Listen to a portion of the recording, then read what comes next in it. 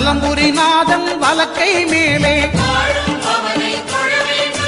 அட்டமச்சனியின் நட்டங்கள் தவிர்க்க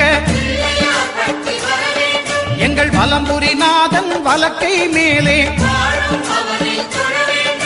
வாழ்ந்திட வைப்பதும் தாழ்ந்திட வைப்பதும் சனி பகவானின் செயல் அல்லவா. அந்த கணபதி கரத்தை கண்டவர் தமக்கு சனியின் பார்வை நலம் அல்லவா.